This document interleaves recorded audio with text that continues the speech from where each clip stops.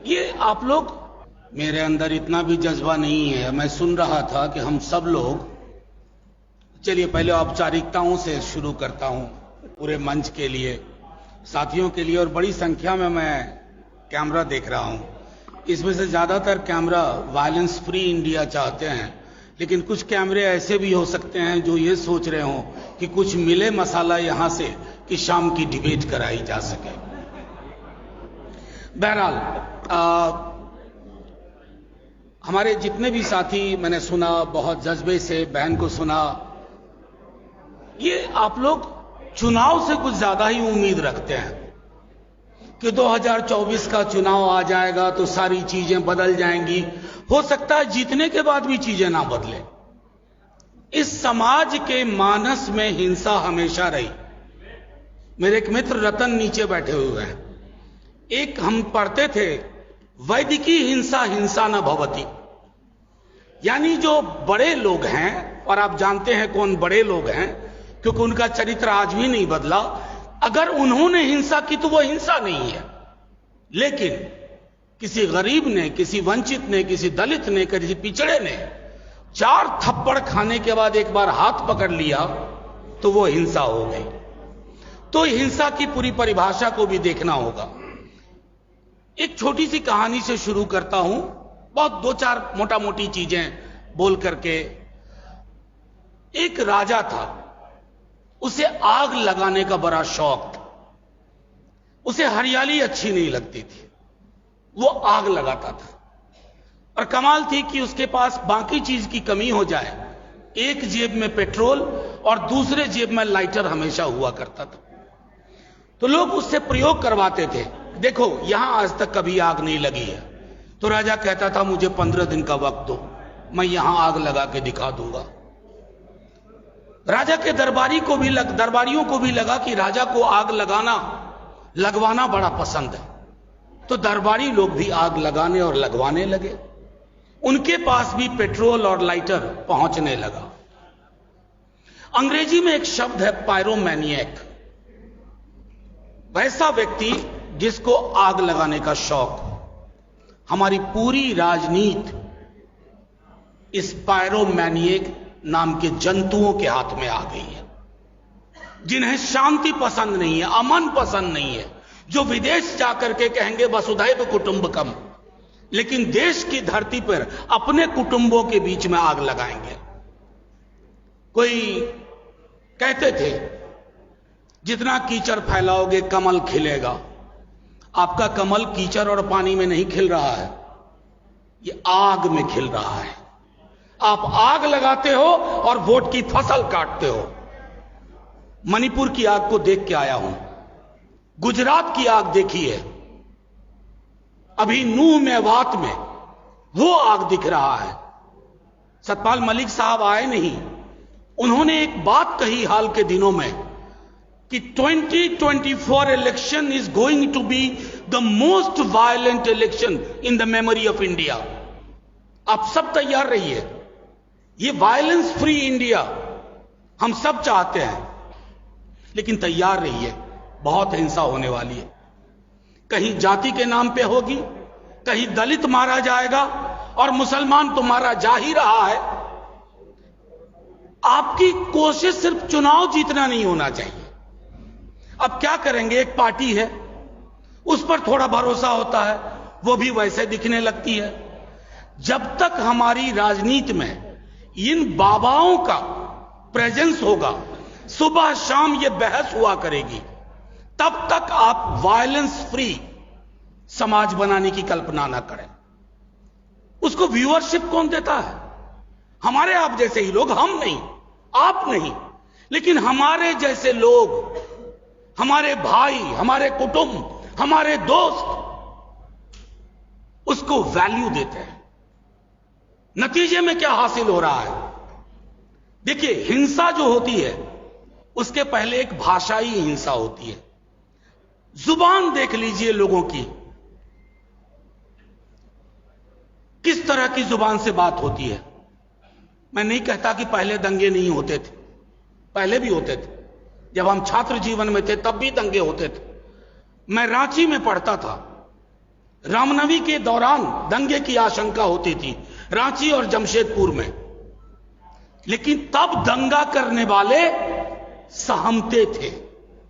आज दंगा करने वाले को पता है कि मंत्री पद उसके लिए उपलब्ध है, वो दंगा करेगा, उसकी पॉलिटिकल प्रीमियम बढ़ेगी। दंगा और हिंसा हमारे समाज में नॉर्मलाइज हो गई है, ये चिंता का विषय है। जिस दिन उस व्यक्ति चेतन सिंह ने गोलियां मारी ट्रेन के अंदर, मैंने 10 मिनट के अंदर कहा था कि लोग इसको विक्षिप्त बताएंगे। ऐसा हुआ भी, लोगों ने कहा मानसिक रोगी है, डिप्रेशन में चल रहा था। आपने करोड़ों की तादाद में ऐसे मानसिक रोगी इस देश में पैदा कर दिए हैं। हमारी कोशिश है कि उनको मानसिक रोग से निकाला जाए, और यह तब तक नहीं होगा जब तक हम लड़ाई अलग अलग लड़ेंगे, कि दलित की लड़ाई अलग, मुसलमानों की लड़ाई अलग, किसानों की लड़ाई अलग, मजदूरों की लड़ाई अलग, स्टूडेंट्स की लड़ाई अलग, शिक्षकों की लड़ाई अलग। ये तो टापू में तनहा तनहा लड़िएगा तो आग लगाने वाले राजा को और आसानी हो जाती है। उसे पता है एक को संभाल लो, अभी बाकी संभल जाएंगे। देखते देखते एक देश की इतनी बड़ी आबादी को इनविजिबलाइज कर दिया गया, अदृश्य कर दिया गया। पॉलिटिकल पार्टीज भी चुप रहना शुरू कर दी, करे यार ये तो ठीक नहीं है, इस पर ज्यादा मत बोलो, वो वोटर नाराज हो जाएंगे। पॉलिटिकल पार्टीज का काम यह भी होता है कि आप एडुकेट करिए, अपने लोगों को बताइए। असल में दिक्कत हुई है बीते दिनों में, ये जो ब्रांड मेकर्स और आ गए हैं पॉलिटिक्स में, तो उन्होंने कार्यकर्ताओं को खत्म कर दिया। अब किसी भी पॉलिटिकल पार्टी को नॉर्मली कार्यकर्ता नहीं चाहिए।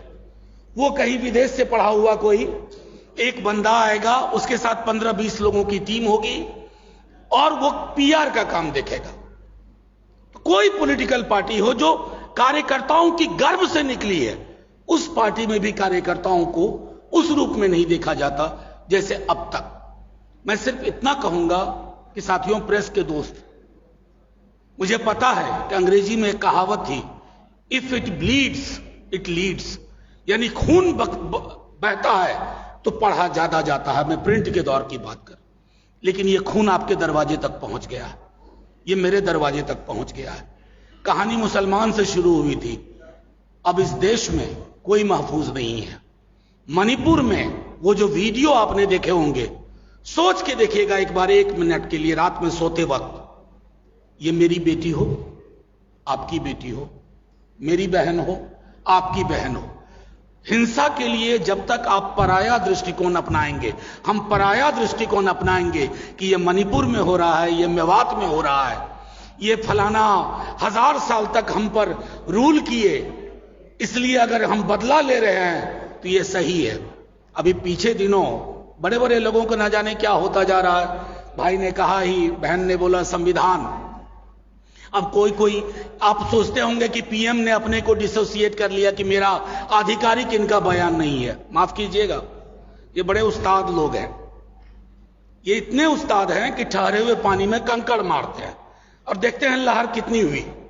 आज विवेक देबरॉय ने कहा है, पहले आनंद जी ने कहा था, यकीन मानिए 6 महीने के अंदर 3-4 और लोग बोलेंगे कि अब ये संविधान पुराना हो गया है। जैसे हम नया फर्नीचर खरीदते हैं नए घर के लिए, तो ये जो नया भारत है उसके लिए नया फर्नीचर यानी नया संविधान। उस संविधान नया वाले से होगा क्या? उसमें प्रस्तावना की जगह सेंगोल होगा, और जैसे ही प्रस्तावना की जगह सेंगोल हुआ, हमारी सारी लड़ाइयों की संभावनाएं खत्म। अब मैं आखिरी टिप्पणी करके, मैंने उनके साथ काम भी किया है, बड़े नेता हैं, बहुत हमेशा मंत्री ही रहे, गुलाम नबी आजाद साहब। अब उन्होंने कहा कि सारे मुसलमान हैं कश्मीर में या फलाना जगह, वो सब हिंदू थे। ये इतिहास में जाकर के गड्ढा खोदने का जो काम शुरू हुआ है, एक तरफ तो आप चंद्रमा जा रहे हो, मंगलयान जा रहे हो, और जैसा आपने कहा कि सीवर की डेथ की चिंता नहीं है, लेकिन हां मस्जिद घूम करके गड्ढा खोद रहे हो कि कहीं कुछ मिले, ताकि देश की राजनीति, आपकी श्रद्धा इस बात में नहीं है कि वहां शिव निकले या फलाना निकले, आपकी आस्था इस बात में है कि एक और मसला मिले हाथ में। एक और मसाला मिले ताकि 10 बरस के लिए और आग लगाएं। पेट्रोल और लाइटर है ही। तो मैंने सिर्फ इतना आग्रह किया, और हम उस धारा के लोग हैं। पृथ्वी पे धर्म पहले नहीं आया, भगवान नहीं आए, इंसान आए। इंसान को धर्म में और भगवान में बांटने का काम किसी इंसान ने किया। इसलिए यह कहानी शुरू करोगे, हम ये भी पूछ लेंगे कि इस देश के तमाम बौद्ध स्तूप कहां गायब हो गए, कौन खा गया उनको, जमीन निगल गई या आसमान खा गया। तो इतिहास में उल्टे पांव की यात्रा से कुछ हासिल नहीं होगा सिवाय हिंसा के। और इस हिंसा का समाधान, माफ कीजिएगा नवेद साहब, 24 के चुनाव के नतीजों में नहीं है। चुनाव अंगगणित होता है, अंगगणित से आप जीत जाते हैं, लेकिन काम करने की जरूरत है मनोविज्ञान पे, जहां हम नहीं कर पा रहे हैं। जितने भी कम्युनल आउटफिट्स हैं उनके पास कितने तरह के सिंबल हैं। हम तमाम सेक्युलर लोग, बहुजन समाज की राजनीति करने वाले लोग, हमारे पास सिंबल्स नहीं है। हम अपनी राजनीति करना जानते ही नहीं और ना सीखना चाहते हैं। पीआर एजेंट्स के हाथ में अपनी राजनीतिक किस्मत हमने दे दी है। जब तक उनके हाथ से वो किस्मत की चाबी नहीं लेंगे, हिंसा मुक्त समाज नहीं होगा। जय हिंद, जय भीम, जय भारत।